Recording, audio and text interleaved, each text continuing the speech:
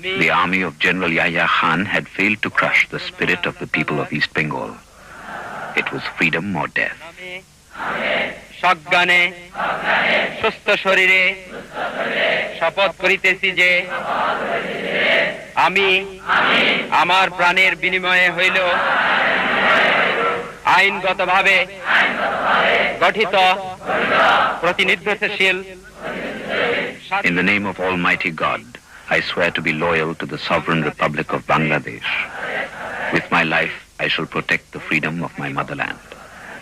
আমি আরো শপথ করিতেছি যে